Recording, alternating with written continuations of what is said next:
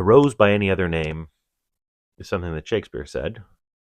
Parshat Shemot starts off with names, but very quickly after that we lose them.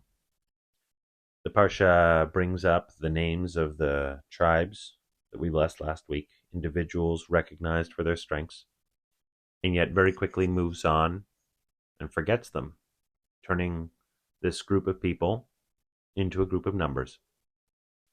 The Paro from last week's Parsha, who saw Yosef as an Ish Navon Mechacham, a wise and understanding person, becomes a new Paro who does not remember Yosef, and he instead seeks a different kind of approach of nitchakma. We're going to find a way to take advantage of them, perhaps. He's concerned about the multitude, how many of them there are, and this shift really marks the transition point from the Bnei Israel as a family to the nation. So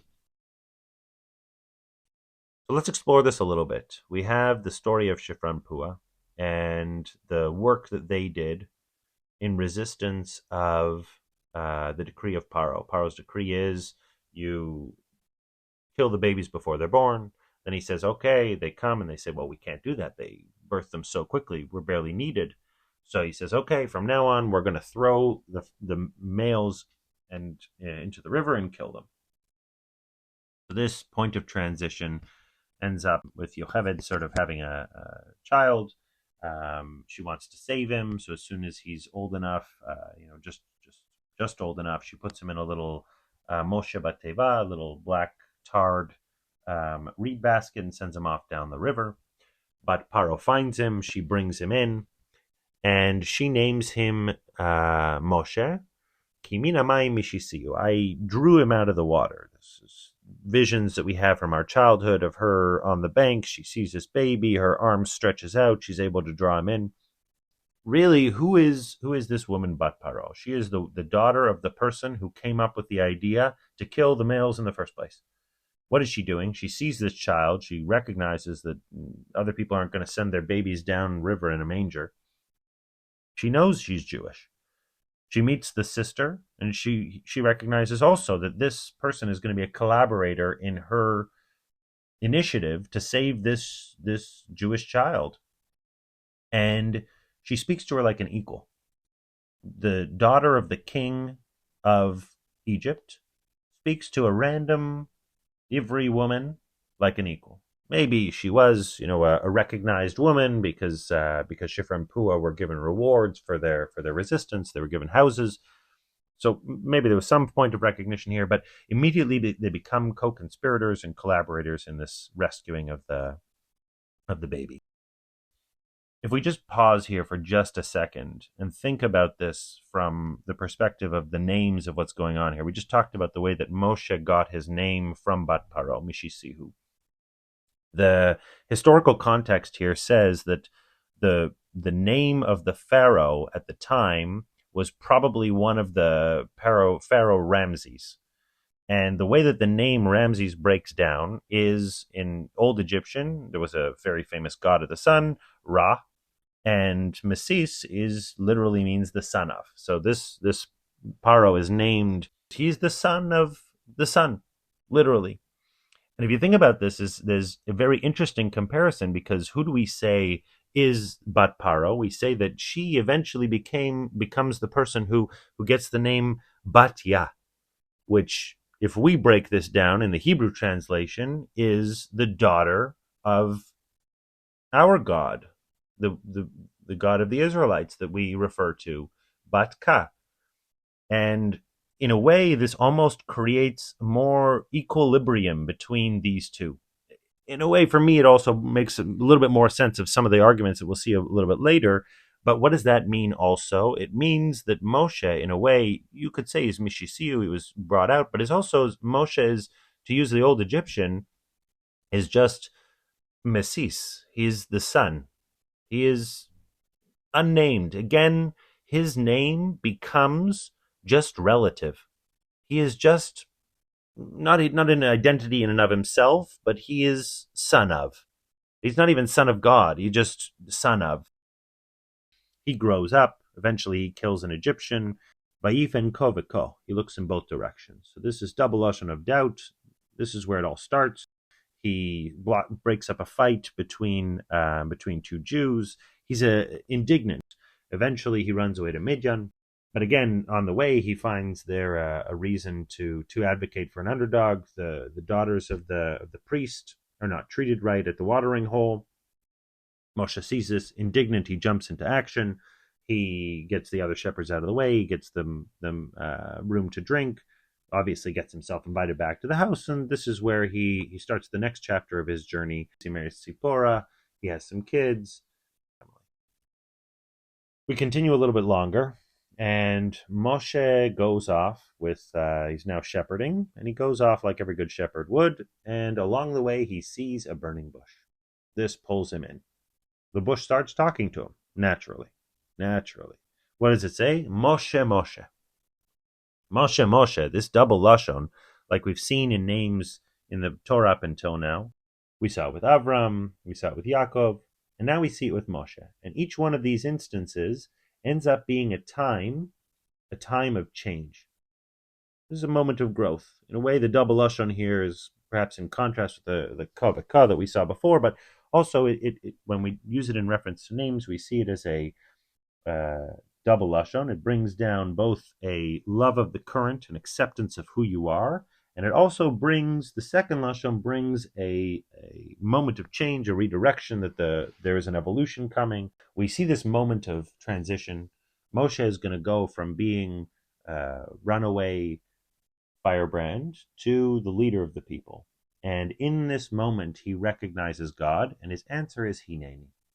Hineni is a word that is used to describe a person who is showing up without any pomp. He shows up just as who he is. There is no need for him to identify. He doesn't even need to say, oh, I'm this, I'm that, I'm not this, I'm not that. It's just acceptance of who he is and presence. Presence is ideally what we go for in life. And Moshe, being Moshe Rabbeinu, recognized Nabi Musa as, the lead character throughout history, is a character who at this moment reaches potentially the highest level of that recognition of presence. What happens immediately after that? We have this stark contrast. God says, this is a holy place. Take off your shoes. Recognize this. And what does Moshe do? He responds with pachad. He understands where he is. Rabbi Sachs brings down a very interesting point about this. Having reached that highest level of understanding, he was able to recognize something that was very challenging for him. He was able to see how everything in the world fit together in that moment. Acceptance made everything okay. This bad is not so bad, it's going to make that okay, and this bad is not so bad, it's going to make this okay. And if we think about the character of Moshe before this, the same person who killed an Egyptian, tried to break up a fight, he feels fear and shame knowing who he was and knowing that it's going to be very challenging to bring those two perspectives into one. How is he going to be Moshe Hineni and at the same time be the same advocate and recognize the indignations that he should fight for at the same time that he can see both? So he really faces a pachad at that moment. God tells him, hey, this is the time, you're going to go and you're going to save the Jewish people. Now Moshe responds with resistance. He says, well, why would they listen to me? Who are you? Etc., etc. God gives him some signs. He's able to turn his stick into a snake and back. He's able to cover his hands with leprosy and immediately remove it. So God tells him, don't worry, I have your back in this. You have me in your on your team, and I got you covered. Don't stress. So what does Moshe do? Moshe, in spite of the fact that he recognizes that this is kind of an ideal job for him, he resists. And he says, God, maybe you should find somebody else. I don't know if I'm really the right guy for the job. And his final act of resistance to God, which ironically makes God angry and causes him to rebuke him, he says, maybe they won't listen to me. And I think if you think about this, Moshe as a character is giving us an insight into the challenges of leadership, even at this very early moment.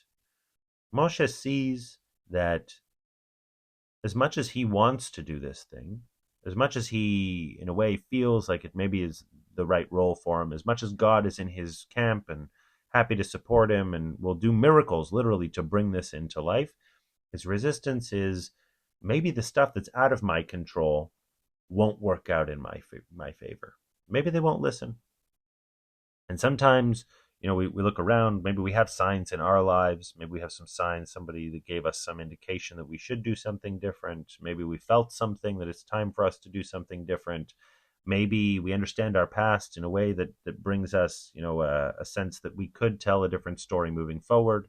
Think about the burning bush. We talked a little bit about that. That's what he saw. The burning bush symbolizes here the idea that what we have does not need to be burnt for the future to become a reality. So often our resistance is to say either, oh, well, that's not me. I'm not that kind of person. How am I going to be able to do something different? Or we have this sense that we have to throw out our whole old identity in order to be able to move forward. I'm going to burn my past. Oh, now I can do something different. But really, the guidance here is where the Moshe comes from, where this idea that growth can happen and a new version of you can make a difference to the world comes from, is not by throwing out your past, but rather by integrating it and still using it as fuel for you to move forward, not burning it up. So really, you think about this character that Moshe is becoming, and maybe to tie this loop back, we talked about Batya as the nemesis of Ramses, the two children of gods here fighting on equal footing. You think about this, what is the message that Hashem tells Moshe to give to Paro? He says, go tell him, this is my beloved firstborn son, talking about the Jewish people, and either you let them go, or I'm going to come after your firstborn son. And at first read, to me, this sounds almost petty. But in a way, it brings back to ground why we would have that first kind of a story in the first place. This person who could be the child of the Paro becomes an equal. Paro thinks he's the top of the world. God brings himself down to his level to fight him. So when Paro resists and says, no, I'm going to make their lives even worse than it was before, Moshe comes back and he says, God, what happened? I went and I did this. You said you were on my side. Hashem says, trust me. This is my name, Eyeh Asher Eyeh. This is how I introduced myself to you as the one who controls the future of destinies.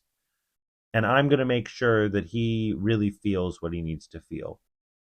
There's amazing things that we can learn from the strong women in this week's Parsha. There's amazing things that we can learn from Moshe and his resistance when he sees how he reacts with God and the responses that God gives him to give him the confidence to continue as a leader and as a person of influence.